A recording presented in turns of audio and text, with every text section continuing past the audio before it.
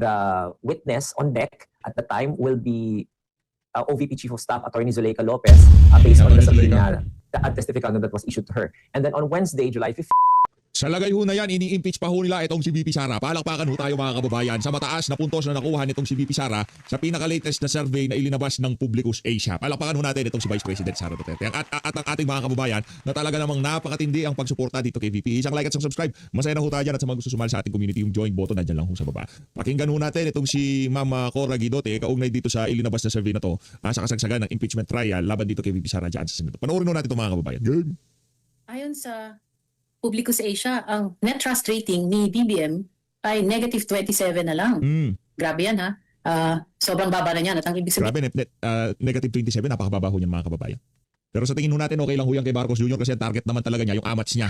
Basta mataas yung amats niya, yung approval at trust rating niya, kahit mababa, okay lang yun, di ba? Basta importante yung amats niya, mataas, di ba? Yun yan, talagang napakaraming Pilipino ang wala ng tiwala sa ating Pangulo ngayon at sa kanyang pamamahala.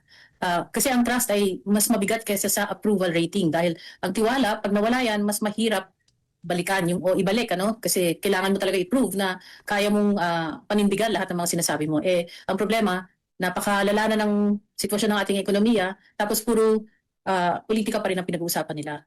Malaking panghihinayang yan para sa akin kasi alam natin na nanggaling sa napakataas na trust rating nung nanalo si BBM noong 2022. So parang ang laking pag-aaksaya ang ginawa niya doon sa pagtitiwala sa kanya ng mga Pilipino noon. So kung ginamit niya 'yun para mapaunlad ang ekonomiya at malinis ang kanyang pagpapatakbo ng gobyerno, sana nanatili na mataas ang kanyang trust rating. Pero ngayon na nakikita natin na negative 27 na ito. Ang ibig sabihin lamang niyan ay talagang inaksaya niya ang pagtitiwala sa kanya dahil sa mga nakita nating mga anomalya, mga korupsyon na nangyayari na parang ngayon lang nangyari sa Pilipinas yung ganyang kalaking kalala na korupsyon. Korupsyon, grabe no. So, yan, talagang malaking panghihinayang ang nangyayari at saka sayang talaga yung oportunidad na binigay sa kanya ng taong bayan. Yung, palakpakan natin itong si Ma'am Cora Guidote. Isa ho sa mga pinapakinggan ho natin yan ngayong mga panahon na to. Ngayon naman, press con ho nitong si Attorney Reggie Tunggol. Siya ho ang tagapagsalita ng impeachment court. Pakinggan ho natin. Inaasahan daw na ika nga ay araw-araw nang pupunta sa Senado itong si VP Sara habang ika nga sinasagawa ang impeachment trial. Medyo matagal-tagal ho yan sa loob ng ilang buwan. 7 buwan, tuloy-tuloy o 7, 6, 5. Hindi natin alam kung gaano katagal nasisiraan itong si VP Sara ng prosecution dyan sa impeachment ko. Pakinggan ho natin itong si Attorney Reggie Tunggol. Yo! Po at Luis Sumundi for. Maybe ask lang sir, ano yung mga inaasahan naming mangyayari for next week, yung day 4 hanggang day 6? Since si Yoko na reporter diyan sa sa tag dito diyan sa Senado, si Mayan Los Baños, no? Siya doon sa mga OA, yung feeling entitled pagka nagtanong gusto nila para silang Diyos na pagka tinanong dapat kakagyat sasagutin sila ng mga tinatanong. Isa siya doon. Tapos na po yung ating week 1. Okay. On Monday, July 13, 2026 at 2 p.m., both parties, both panel of prosecutors and the defense must submit formal memoranda on the BIR record subpoena and the subpoena for the AMLC and the bank records. The witness on deck on that day is Attorney Jeremy Lotok by the prosecution. And on Tuesday, July 14, the witness on deck at the time will be OVP Chief of Staff Attorney Zuleika Lopez based on the subpoena at testificando that was issued to her. And then on Wednesday, July 15, the witness on deck is the presentation of Captain Belinda Bello, and there will be oral argument on the bank deposits and BIR document subpoenas, which 10 minutes will be given for both sides to argue their positions based on the memoranda that they filed, and 3 minutes for rebuttals. So that is what's going to happen next week. Okay, but last week, itong week na nagdaan, attorney, for 3 days, isang witness lang tayo. So do we take it na, since sinabi niyo po per day kung sino, on July 13 ay matatapos ang presentation at cross-examine ni Attorney Lotok? That depends on the panel of prosecutors and the defense as well. Of course, that is just a schedule that is ideally proposed, but as you have seen with the first witness, NBI agent Kalilong, it took a little time for them to finish the presentation of their direct examination. So it might also be the same with Regional Director Attorney Lotok on Monday. So we expect siguro a long trial date on Monday just to try to finish the direct examination, the cross-examination, the redirect examination, and the recross examination. So that's something that we can expect next week, attorney. Hindi na tayo matatapos ng mga 5:30 or 6. Mukhang talagang hanggang anong latest po nang tatapos natin possible to? Based on the time and motion studies that we did last 3 days of the impeachment trial, siguro mga 7 p.m. tayo matatapos sa mga ganyan. 7 to 8 Swerte na tayong mga 6 o'clock. So wala pa rin pong kasiguraduhan pala, attorney, na kakayanin ang one witness matapos in one day. Depende pa rin sa dalawang kampo. Hindi, pwede naman yun, Ate Mayan, no? Pwede naman yun basta sabihan yung prosecution. Pagka babanggitin nila yung katagang gugurgurin, dapat sabihin mo sa kanila, bilisan nila ng konti. Yung tipong di sila nagpo-post, masyado nilang ine-emphasize yung mga gugurgurin, di ba? Ipapagurgur, ganun sila eh. Kaya tumatagal tayo, hindi naman kasalanan ng defense, kasalanan ng prosecution. Nakita yung nag-cross-examine, simple pero napakita ho ng defense na hindi ho talaga reliable yung witness na yan. Hindi ho siya expert witness. Di ba, competent pero hindi expert. Pero si Ping, di ba, talagang build up siya. So expert ka nga. Alam mo yung software. So expert ka nga. Okay, expert. Alam pa natin yung expert. Well, like with Yeah. anything in this world, wala na pretend. So, depende talaga yan doon sa bilis ng pagtatanong, bilis ng pagsagot, at yung bilis din ng proseso na mailatag ng prosecution yung kanyang ebidensya. Like in any court proceedings, at kahit naman kayo na nasa Senate beat kayo, kahit na schedule na agenda for the day sa plenaryo o sa komite, hindi naman talaga natatapos lagi-lagi yan. No? We will all endeavor to finish everything on schedule. However, there might be circumstances that will need to have the day extended or even continued the next day. Kasi ang mas mananaig talaga dito, may sa ating mga kababayan is yung lumabas talaga yung katotohanan at fully mailabas yung ebidensyang dapat ilabas. Sige, isa pa po. Doon po kasi sa Sabina for kay Attorney Zulaika, sabi po July 13 and 14. Yes. Pero sabi niyo po si Jeremy Lotok po ang 13. So, Yes. tama po ba 14 lang namin inaasahan si Attorney Zulaika, hindi po sa Monday? Yes, tama yun. So no Attorney Zulaika on Monday? Of course, Wala nga, di ba, Atty. Lotok, tapos kung matatapos si Atty. Lotok, si Atty. Zulaika sa Monday, doon natin Tuesday. makikita kung si Attorney Zulaika will be heeding kung tatalima siya doon sa subpoena, pero pinapatawag siya base doon sa subpoena na inilabas ng 2 araw. So dapat kung na-receive niya na yon, nakita niya na yon, makapunta na siya ng Lunes. At kung hindi man siya makapunta ng Lunes, meron pa siyang Tuesday para makapunta at humarap sa impeachment court. Pero tama ba, Attorney? Kahit pumunta siya ng Monday, hindi siya possible. Tatalima siya doon sa subpoena. Pero pinapatawag siya base doon sa subpoena na inilabas ng 2 araw. So, Hello? Ayan. Attorney, tama ba? Kahit po ipatawag siya ng Monday, hindi po siya isasalang. Si Attorney tama Zulaika. ka dyan. Tama ka dyan. Dahil ang nakaschedule talaga ng Lunes ay si NBI Regional Director Lotok. Okay. Attorney, isa na lang sa akin kay Attorney Zulaika Lopez. Pwede pong pa-explain sa amin mga hindi abogado. Paano po ba yun? Kasi definitely, siya po ay kakampi or nasa kampo ng VP. Pero pinatawag po siya ng PROSEC. Paano po siya makakatulong sa PROSEC kung alam natin na kay VP camp siya? I think hindi ako yung pwedeng yung tanungin dyan. No? Dapat yung prosecution kasi sila yung nagpapatawag. Pero ang mabibigay ko lang sa inyo is yung alam ko kung saan ka patungo, no? Dahil naitanong na rin naman sa akin yan ng ilang beses kung ikukonsidera ba siyang hostile o hindi. Yes. No? Hindi kasi pwedeng gumalaw ang korte ng walang motion sa either party na ideklara ang isang testigo na hostile. At yung pagiging hostile witness, ito ay may formality sa batas. Ibig sabihin nito, merong pagkakaiba sa pagpresenta ng isang ordinaryong witness at saka ng hostile witness. Ang hostile witness, papayagan ang tao o ang panig na nagprepresenta doon sa hostile witness na yun na makapagtanong ng leading questions, papayagan din na yung nagprepresenta na ma-impeach yung credibility ng tao at saka ng testimony nung testigong pinipresenta. So yan yung dalawang pribilehyo na binibigay ng Rules of Court na nakalagay sa Rule 132, Section 12. Yan yung dalawang pribilehyo na binibigay doon sa nagprepresenta kapag nadeklarang hostile yung kanyang testigo. Pero hanggang walang motion na ganon, hindi iko-considera na automatic na hostile yung testigo na yun kahit pa ito ay alam na o nakasaad doon o stipulated na nagtatrabaho siya sa Office of the Vice President. Last na po talaga. Kailan po mangyayari si motion para po madeklara siyang hostile? Sa umpisa po ba bago siya tanungin ng PROSEC? We do not want to preempt kung kailan gagawin yan ng prosecution or kung gagawin man ng prosecution kasi sila yung party na nagrepresenta kay Attorney Zulaika Lopez. Pero kung babasihan mo yan sa rules natin, wala naman sinasabi kung kailan kailangan. Pero base sa experience naman sa korte, pwedeng bago siya umupo, ipadeklara na siya. Pwede naman pag nakaupo na rin siya, ipadeklara na siya. Okay. Sir, Attorney, salamat. Ang next po sa akin si Ate Sandra po ng GMA. Salamat po. Maraming salamat, Mayan. Hello, Attorney. Hi. May information na po ba kasi may speculation po online na baka nga po babalik po at dadalaw uli si Vice President. May information na po ba Yan. kayo tungkol dyan? Lalo na next week, yun nga po, medyo ang line na po, for example, inaantabayanan po yung pagharap ni Attorney Zulaika Lopez. Go ahead, sir. Sandra, doon sa pagpunta ni ni Respondent Vice President Duterte, araw-araw naman ine-expect ng Senado ang kanyang pagpunta. Dahil na rin karapatan niya 'yon bilang respondent doon sa impeachment trial. At kaya naman yung Senado through the Office of the Senate Secretary, naghanda yan ng holding room talaga sa Vice Presidente to respect the office that she holds as well and the stature that she has in our system of government. So kaya laging nakahanda naman yung holding room para sa kanya, whether magpakita talaga siya o hindi. Hindi na namin i-expect yun na hindi siya magpapakita. Basta ang expectation, magpapakita siya. So laging handa po ang Senado sa darating na pagkakataong ganun. Attorney, can you tell us more about the planned oral arguments? Ano po exactly yung i-establish doon, and when do we expect the resolution on that, sir?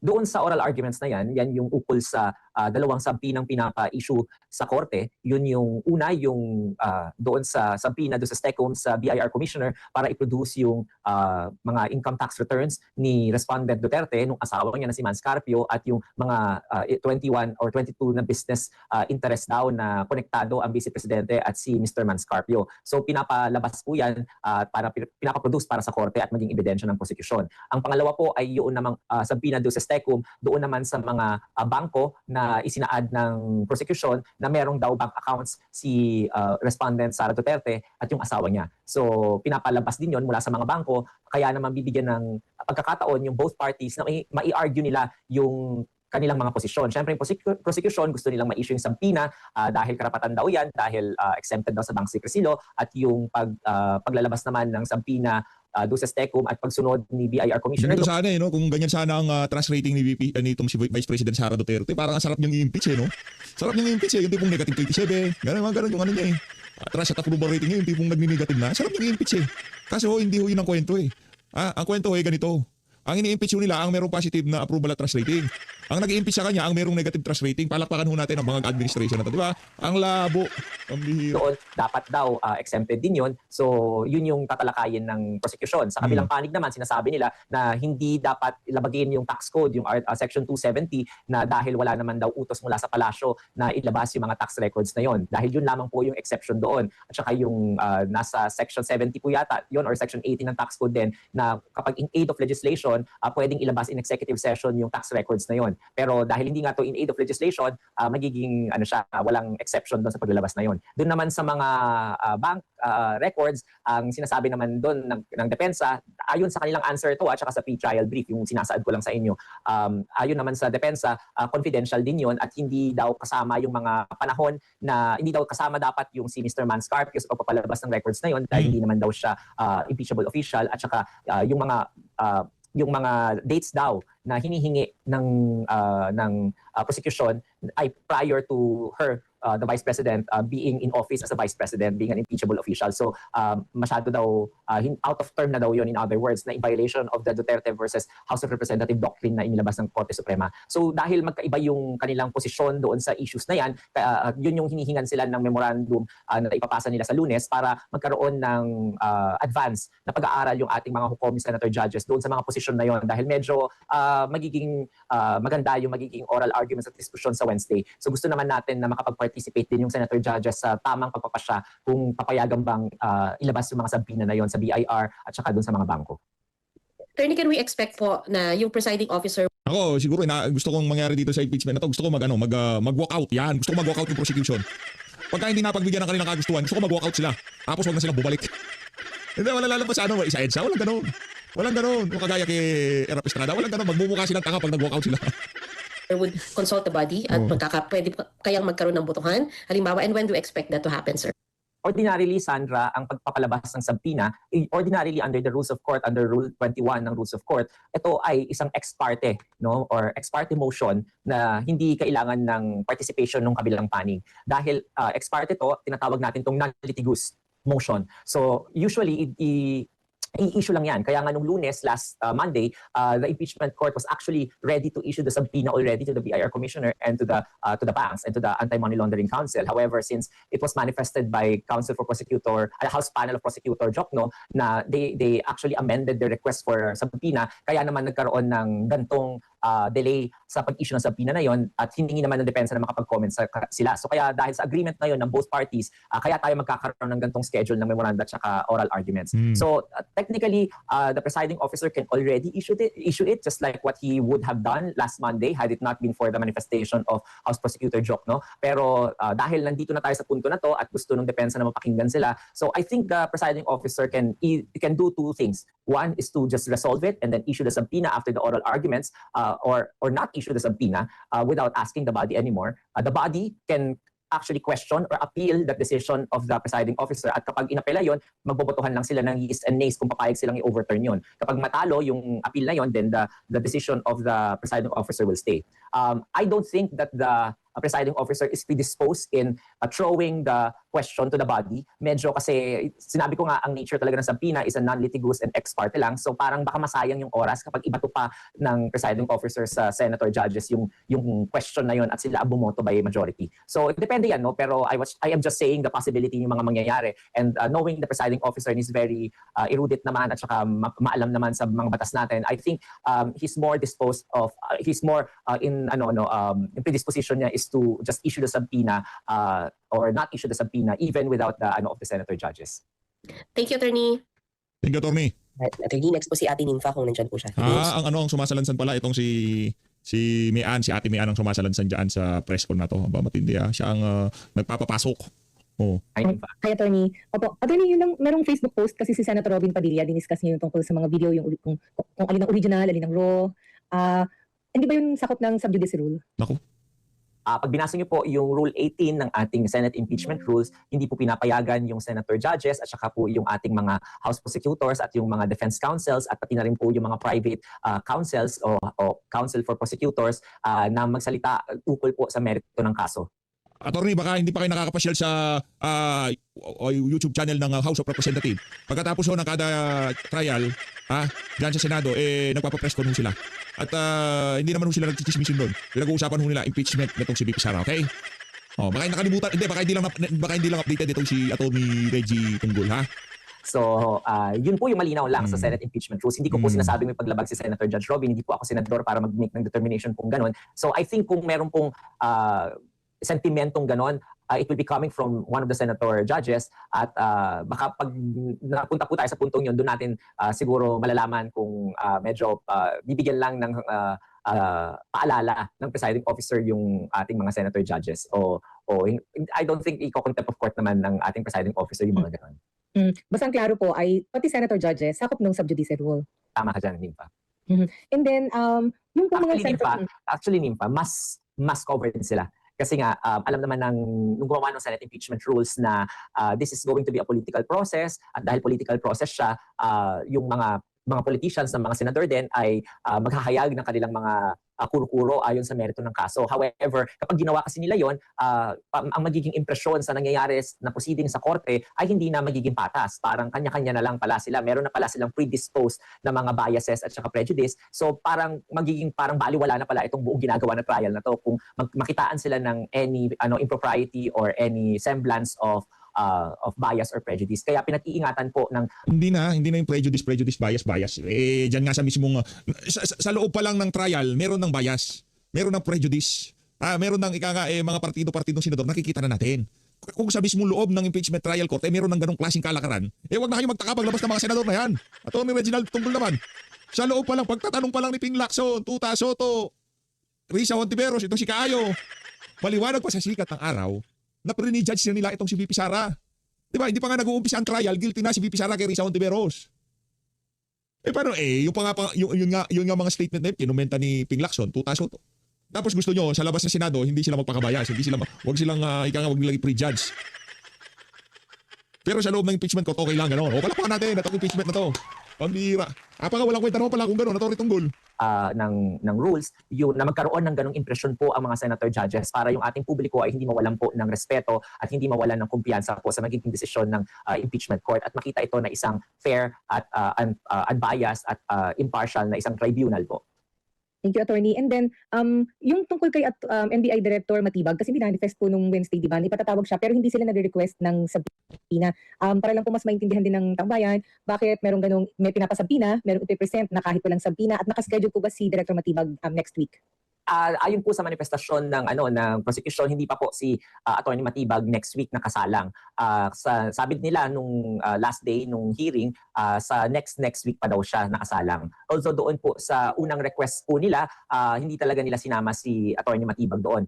Usually nagre-request ang isang panig ng sabina dahil kailangan ito sa opisina nung testigo.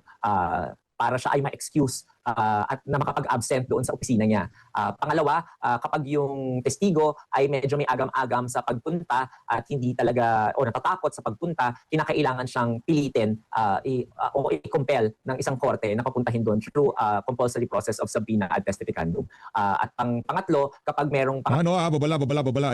Lumalakas ho ang ulan dyan sa Metro Manila. Mag-ingat ho kayo mga kababayan kasi yung mga flood control ho natin hindi gumagana. Pagka lumakas ho ang ulan, ang hirap po nito, baka ma-cancel yung impeachment na yan dahil babaha sa Manila, di ba? Pag nagkataon, ano ang Petra Garapata? Kasalanan ni Marcos Jr. kung bakit hindi natuloy yung impeachment. Pero kung ginawa niyo yung mga flood control, hindi lulubog tuloy yung impeachment. Siya yung nag-cause ng delay. Si Marcos Jr. na naman. Kailangan na sa legal processes para talagang walang excuse yung tao na yun na umattend, kaya nagpapa-issue ng subpoena. So kapag voluntary naman yan at nakausap mo na kagad at medyo wala naman siyang agam-agam sa pagpunta, medyo hindi na kinakailangan ng isang party na magpasubpoena ng testigo. And thank you, Attorney. So hindi siya kailangan ng mga Si Ma'am Nimpa. 5-day notice or 3-day notice na ihaharap siya? Or the same rule applies? Na ilagay siya doon sa list of witnesses nung na ipinasa ng prosecution last Wednesday. Nag-file sila ng mga list of witnesses nila. At apat yung nilista nila at kasama doon si Attorney Matibag. Kaya nila sinabi yon na hindi iuupo this week si Attorney Matibag dahil nga naurong tayo ng isang witness which is si Attorney NBI Regional Director Lotok, diba? So kung hindi tayo naurong ng isang araw na yan, doon sa tatlo na yon na minanifest nilang iuupo this week kasama doon si Attorney Matibag. Pero dahil naurong nga minanifest nila apat yung binigay nilang pangalan pero minanifest nila in open court na sa next week pa si Attorney Matibag. Thank you po, Attorney. Thank you po. Next. Daniel? Si Daniel. Good morning po, Attorney. Sir, Morning. kasi may mga ilang legal expert na pumupuna, sinasabi masyado daw legalistic, masyado daw technical yung impeachment trial at parang sinasabi ng iba parang nahihirapan daw yung publiko na maintindihan. Yeah. Paano niyo po i-address ito and magkakaroon po ba ng mga adjustment next week tungkol po dito, sir? The impeachment court is aware of those kinds of sentiments. However, we also have to ensure na tayo ay tumatalima doon sa rules. Yung rules of evidence natin at saka rules of court na supposedly applicable at saka yung ating Senate impeachment rules. So kahit gusto nating gawin na parang ordinaryong investigasyon na katulad ng mga napapanood natin, hindi po ganun kasi ang court processes. Napaka-formal po ng court process kaya tayo bilang publiko sumisilip lang tayo sa ganitong court process. So while they are free to say those sentiments and opinions, however, the court has to uphold the rights of all parties and part of the ensuring na may due process at yung karapatan ng respondent then ay kinikilala natin yung pagsunod doon sa laws, rules at saka rules of evidence na nakalagay po na issue ng Korte Suprema. So medyo it's a hard balancing act, no, pero siguro ang magagawa lang talaga ng korte moving forward is to exert more effort into try to ask the parties to stipulate on matters na medyo wala namang ganong contention yung both parties. So, kunwari, as to the identity of the witness or credentials of the witness, baka pwedeng hindi na step-by-step na tanungin ng taong ng counsel na nagrepresenta, baka pwedeng sabihin na lang, can't you just stipulate that he is an NBI Regional Director? Tapos, para gano'n, can't you just stipulate on his qualification na parang 10 years na siya na nasa NBI? Example lang yun na in general ko lang sinasabi yun. So, I think that also can save some time para mas mapabilis yung proseso. Sir, linawin ko lang po yung kay Attorney Zulaika. Ang sabi, Tuesday pa po siya papasalangin. Pero bakit po pinatawag na ng Monday? Tsaka, in case lang naman ito, sir, kung sakaling hindi siya umattend doon sa subpoena, ano po mangyayari? Like any other compulsory process, no, the court kapag merong hindi pagsunod sa kanya, pwedeng ma-show cause siya for contempt. Ang tinatawag na show cause dito, isang party na nagpapasunod o nag-issue na nagpapa-issue ng subpoena na yon at na-issue ng subpoena na yon can ask the court to ask back to ask the witness kung bakit hindi siya nakapunta at hindi siya tumalima doon sa subpoena ng issue sa kanya para malalaman ng korte kung meron bang justifiable reason nang hindi niya pagpunta. Kunwari, nasa abroad siya or kunwari may sakit siya ng mga panahon na yon. So, bago siya issuehan ng any contempt, kailangan mo na bigyan siya ng due process na makasagot siya kung bakit hindi niya nasunod yung utos ng korte na yon. So, isa yun sa mga recourse ng any party kapag merong hindi pagsunod sa order ng korte. Hindi lang sa subpoena yan, ha? Pati kunwari, inutusan kang mag-file ng memorandum, tapos hindi ka nag-file ng memorandum, then meron kang hindi pagsunod sa korte. So, tatanungin ka rin na bakit hindi mo to sinunod, anong rason mo. Yeah. So, yun yung pwedeng mangyari kung sakaling hindi sumunod ang isang tao sa orders ng court. Yun. Sir, last na lang. Yung bang pagpunta niya sa Senate po kahapon, paiwating na po ba yun na pupunta po siya sa Lunes? I cannot hazard a guess on her intention kung Ito naman kasing mga reporter na to, ginagawang manghuhula itong si Atty. Reggie. Abangan na lang natin. Oo, inyo naman. Maraming balita, okay? Kalmahan nyo lang. Araw-araw, mula Lunes hanggang Miyerkules, maraming balita. Hindi kayo mauubusan. Hindi kayo that magkakaroon. is something that we can Gusto nila lagi silang una. Paano kayo magiging una? Una sa kalokohan siguro, mainstream media, naniniwala ako dyan. Tapos pagka yung mga vlogger na sumalansan, yan palang magkakalatagan. Oh. see kung pupunta siya o hindi. Of course, that's totally her prerogative. She is a free person to go anywhere she likes, and she is, I think, clothed with authority naman to represent the office of the Vice President as the Chief of Staff to do her function as a Chief of Staff. And as to the timing and the mahirap pong hanapan ng meaning lahat ng mga bagay-bagay. Dahil but the law only presumes good faith on all parties, pati kasama na rin siya. So I think it's a fallacious thinking for everyone to conclude something out of an action of a person na hindi naman connected at all doon sa pagpunta o hindi pagpunta sa korte. Thank you, sir. Salamat. Welcome. Next, Sir Sigedimon. Good morning po, Attorney Mary Manuel po, 1G1TH. May clarification lang din po ako, may tila po to. Yung kay Attorney Zulaika Lopez, safe to say, kahit hindi siya magpakita ng Monday, kung magpakita naman po siya ng Tuesday, okay na po yun. Hindi naman na siya kailangang ipa-show cause pa. Tama ka po dyan. Pero baka lang may magtanong lang rin, no? Ina-anticipate lang rin natin lahat ng pwedeng mga mangyari. Baka may magtanong lang pag magpakita siya ng Tuesday, tatanungin siya, ba't di ka napakita ng Monday? So that's a fair ask. I mean, everyone can do that. So, pero kung napakita siya ng Monday, then baka sa Tuesday, sabihan din siya, magpakita ko ulit sa Tuesday. So, yung mga ganun yung mga scenario na ina-anticipate natin. Kasi that's just a reasonable cause and effect naman ng pagkakaroon ng ganung subpoena at sa 2 araw na Monday at saka Tuesday. Pero Attorney, since Tuesday para siyang naka-line up na ipe-present, can we say na crucial kung bigla ang magpakita ng Monday, tas Tuesday hindi siya magpapakita bigla? Or pwede rin naman po yun sa part niya? Of course, she's free to do whatever she wants, no? Ewan ko sa inyo, tanongin nyo lang itong si Atty. Reggie kung kailan niya ipapatato yung gilay niya, buti pa. Wala nga kayo, bata ni Chis Escudero yan. Dito na ako natatapusin ng ating reaction video. Walang kwenta talaga magtanong kung mga to. Kung wala si Mian Los Baños dyan, pambihira. Wala kayong bitaw dyan sa Malacanang, dyan sa Senate Media. So, maraming salamat po sa pag-support sa PH Update. Mag-ingat po lahat. Mahal natin Pilipinas.